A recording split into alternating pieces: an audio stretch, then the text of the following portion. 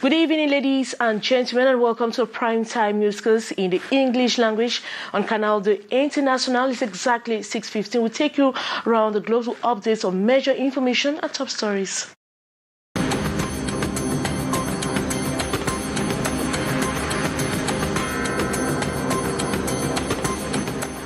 Lawyers of the Cameroon Renaissance Movement party have withdrawn from the ongoing legal procedures against 124 inmates, militants of the party arrested during the September 22 protest march.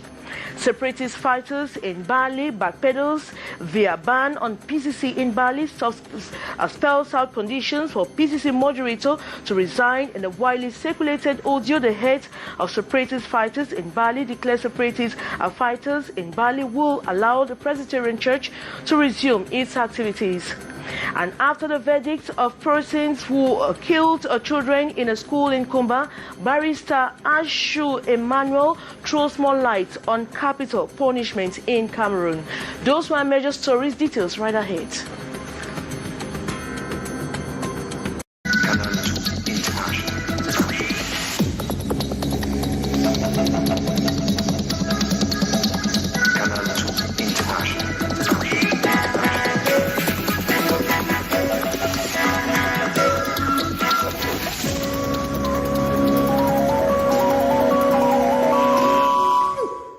Lawyers of the Cameroon Renaissance Movement party have withdrawn from ongoing legal proceedings against 124 inmates, militants of the party arrested during the September 22 protest.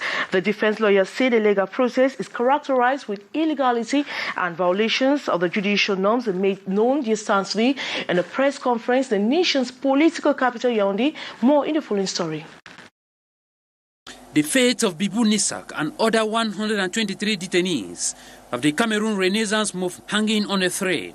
With over 1 year in detention, the eloquence of about 60 lawyers have not been able to obtain justice for the CRM militants. The legal minds lament that the judges have continuously exercised injustice and illegality throughout the different court sessions. Due to the lack of fair and independent civil and military judges in charge of these cases, and the fact that these judges have refuted their oath as magistrates by the systematic and patent refusal to apply the law. However, contrary to judicial ethics and the principles of justice in conformity with human rights, being unable to continue to provide our professional services under such conditions, which are against our oath as lawyers. And like Pontius Pilate, the lawyers in today's press conference wash off their hands from the legal cause, emphasizing that they will not kowtow in the massacre of the Cameroon judicial system. The collective declares not to associate itself with arbitrariness and illegality, and takes the heavy and delicate decision of its withdrawal from ongoing proceedings. A decision highly saluted by the CRM president, Maurice Kamto, who lauded their efforts in seeking justice for the inmates despite frequent harassments and violence. Maurice Kamto insists that despite a pause on the legal mechanisms, the party shall never detach itself from its imprisoned militants. We will stand by our detainees till the end. We'll continue to assist them and do whatever we can do to assist their families, especially their children, to go back to school. The victims of the September 22nd, 2020 protest march, it should be noted, are imprisoned in Bafoussam, Douala, Mfou, and Yaoundé.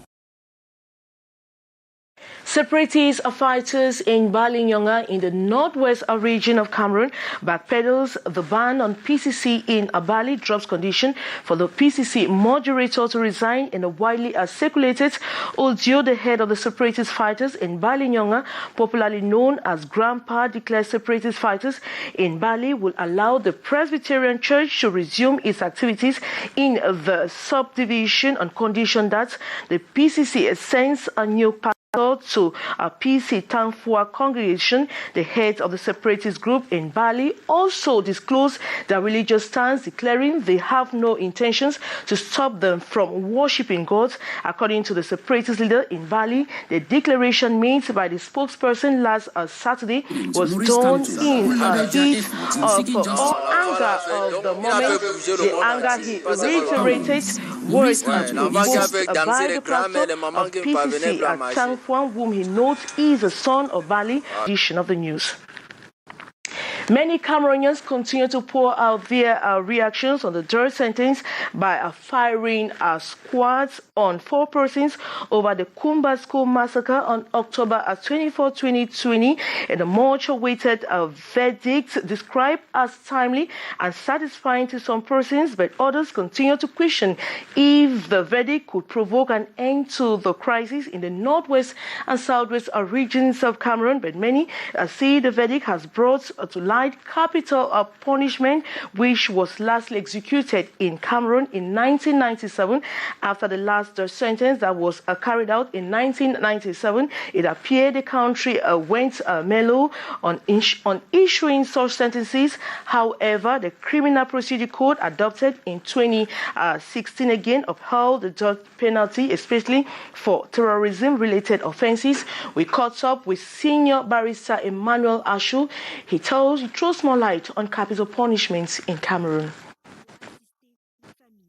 Our penal code has not been modified.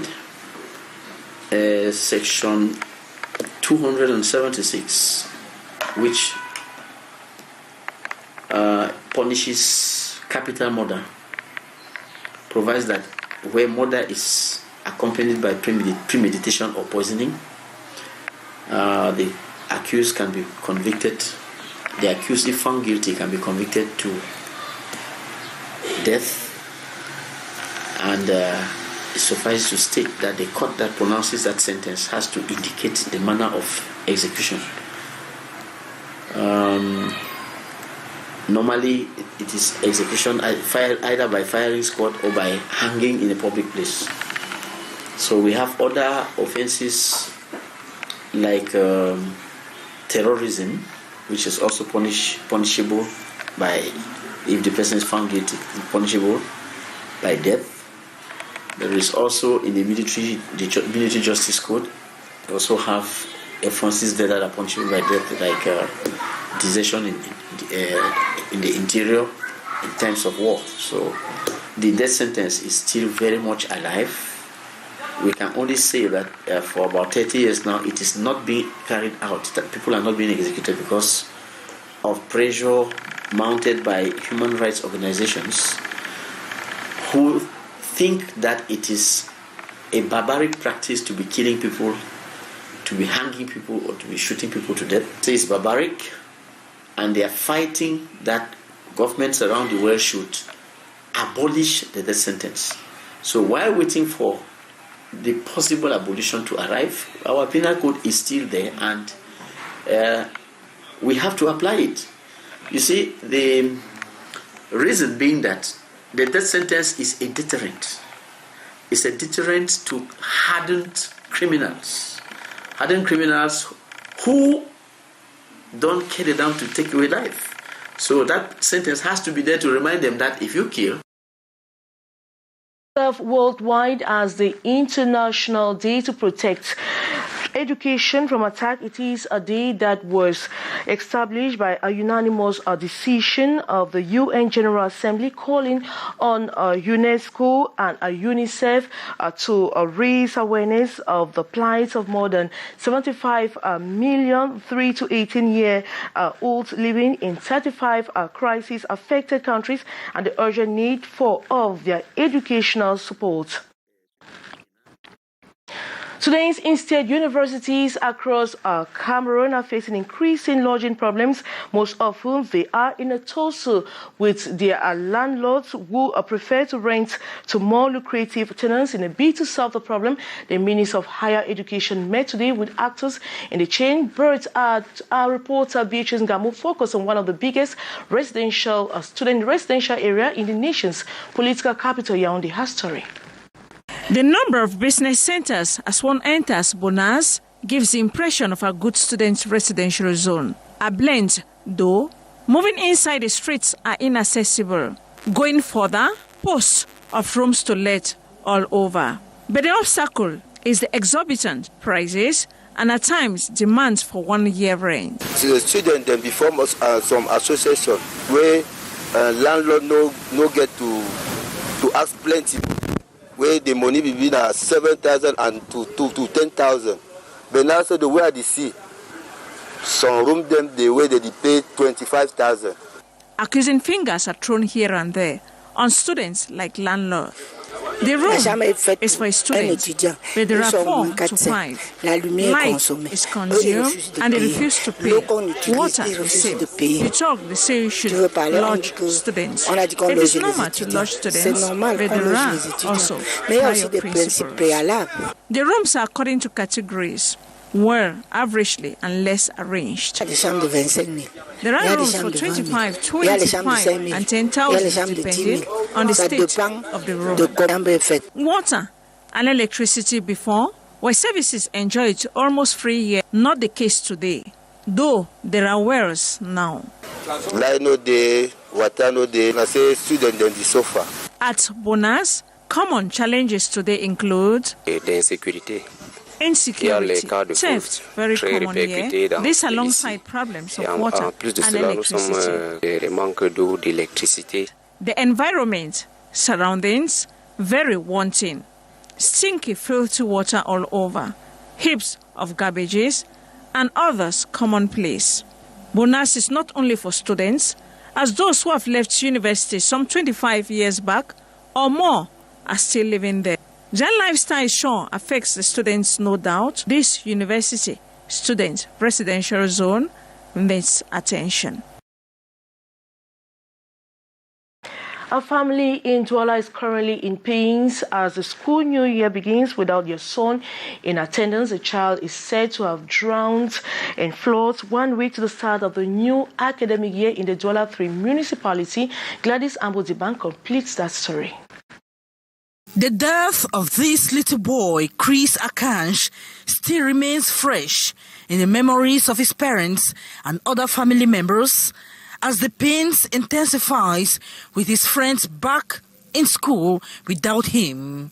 His mother laments that his uniform was already ready as he was expected to resume classes at his former school at Saint Laurent, Dokpasi in the Douala 3 subdivision.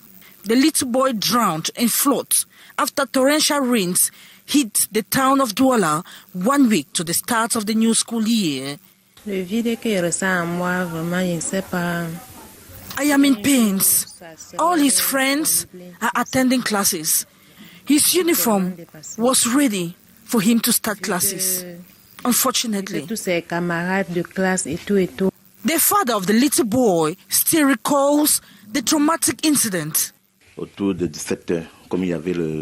I was with my son that fateful day at about 5 p.m. when it was raining heavily. I don't know at what time he left and drowned in the floods. The remains of the little Chris Akansh were retrieved a couple of days after he drowned. We were told to see sand diggers at Carrier Boku to help us search for his corpse. We did and provided whatever they demanded. Hours later, they came out with his remains.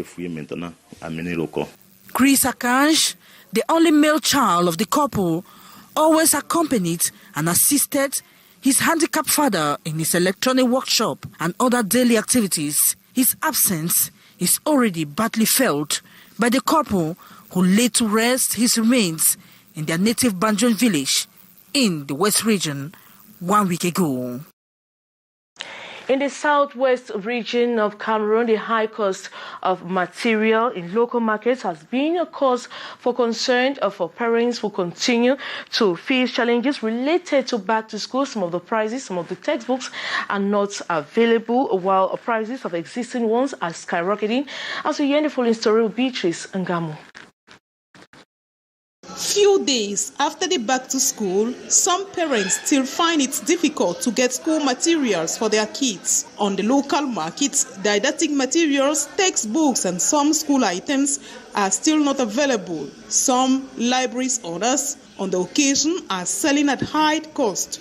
It is against this backdrop that officials of the Ministry of Trade in the Southwest region have embarked on the campaign to fight against high prices on school items and basic commodities. I prefer to buy it because as compared to the market, their prices are cheaper. I bought rice and cooking oil and sugar. Their prices are affordable for everyone to buy. Some people don't even know that they are here. Like me, I was just passing, then I saw them here and I came. So as I'm going now, I'll tell others to come and buy. I'm very impressed with actually the promotion that I met. I wasn't informed, but while passing, I met this promotion, so it was very interesting, and I decided to pick up some items. And actually, I came there, I saw so many things. You have things that are eatable. For example, you have bags of rice, you have vegetable oil, you have books, pens, a lot of materials. But with me, as a father, I decided to get milk and biscuits for the children while they were taking breakfast to go to school. Looking at the things that I bought, I think I had some discount as compared to market prices. The campaign on promotional sales of school items and basic commodities is currently taking place in Limbe, Kumba, Manfe, Mundemba, Bangem, and Wabane, all the 6 divisions of the Southwest region. The promotional sales have been organized to help parents to buy books at a cheaper price, help the children go back to school in a proper way. It's taking place in all level of at the regional level and even in the divisional levels in the whole Southwest region. School materials, basic foodstuff are sold at giveaway prices in a bid to satisfy consumers and members of the educational communities. Ines Onduambala reporting that we now take you to the East region of Cameroon, where traditional rulers have been reminded of the sanctions that await them if they fail to respect norms guiding the sector. This was during a workshop to upgrade the skills of over 70 traditional rulers in that part of the country. As we hear the following story with Gladys Ambo Zibang. Understanding the laws and regulations governing traditional chiefdoms in Cameroon, the obligations, rights and privileges of chiefs is the focus of this capacity-building workshop. About 77 first, second and third-class chiefs in the Mbumba and Boko division in the East region of Cameroon are improving their knowledge on their legal status. The divisional officer of Yokaduma subdivision, Guy Regi Ezize, reminded the chiefs of sanctions that await them if they fail in their duties. After the sensitization phase, we will take the repressive measure in conformity with Law Number 77, which stipulates that once you have called a chief to order and he resists, you serve him a query letter and then warning, and this could finally lead to a complaint forwarded to hierarchy. The chiefs are therefore obliged to better understand the administrative code to prevent them from sanctions. We are living here with a lot of skills we grabbed from the various presentations that were made.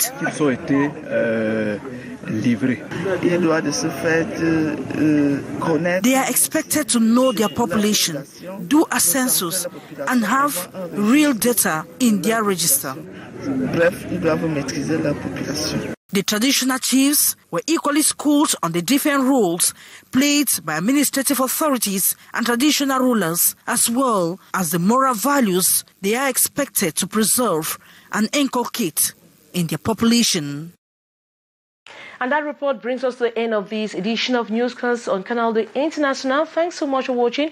Coming up next is The Brief with Lil Piaget. We equally have news in the French language at exactly 7:50. This never Senkan with Alain Chisleng Akanga. For me, I'll be back tomorrow for another edition. Good night.